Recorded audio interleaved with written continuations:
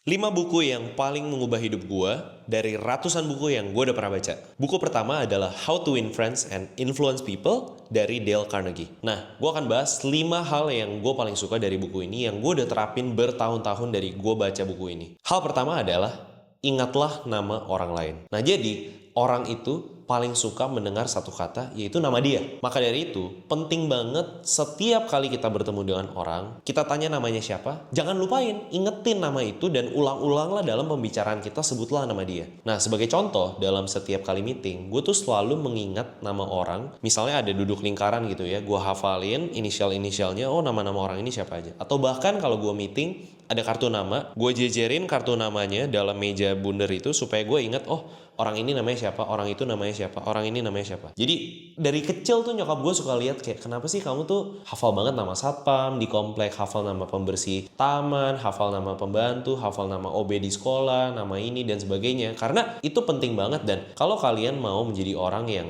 orang lain tuh suka bergaul dengan kalian, penting banget buat kalian tuh ingat nama-nama mereka. Yang kedua, yang paling bagus dari buku ini itu adalah orang lain itu paling suka ngomongin hal tentang diri mereka. Jadi instead of kalian tuh ngomong terus tentang diri kalian, belajarlah bertanya dan suruh orang lain itu ngomongin tentang hal yang mereka suka. Hobi mereka, makanan yang mereka lagi suka, tempat baru yang mereka baru pergi, jalan-jalan habis dari mana, atau plan mereka liburan mau kemana, atau weekend mereka ngapain. Jadi always think about how to ask question to other people. Jadi jangan self-centered, tapi tanyalah pertanyaan kepada orang lain dan buat orang lain berbicara. Yang ketiga adalah kalau kalian mau yakinin orang lain, pastikan kalian itu ngomong dari fakta-fakta yang orang lain tuh setuju dan bilang iya, baru masuk ke topik-topik yang controversial atau topik-topik yang lebih meyakinkan atau convincing atau selling. Nah, sebagai contoh, misalnya kalian lagi berargumen mengenai cara terbaik untuk mengembangkan bisnisnya. Maka kalian bahas dulu tuh fakta-faktanya bahwa oke, fakta nomor 1 adalah bahwa bisnis kita sudah bertumbuh sekian-sekian. Fakta selanjutnya adalah kita sudah mencoba sekian-sekian. Jadi orang bilang, oh iya betul, oh iya betul, oh iya betul. Baru kalian propose tuh,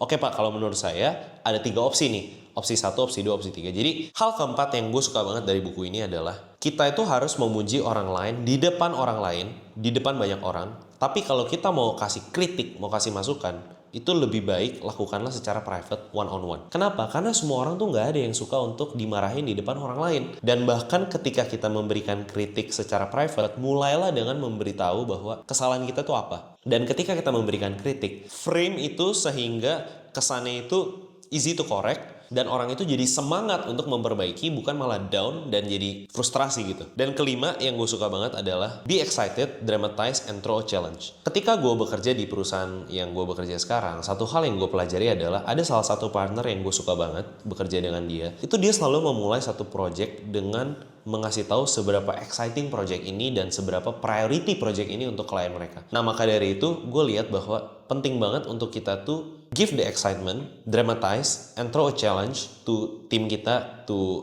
partner kita dan segala macam, supaya orang itu di awal excited dan bring the best out of them. Kalau kalian, apa 5 buku yang paling mengubah hidup kalian? Tulis di kolom komen ya. See you, bye-bye.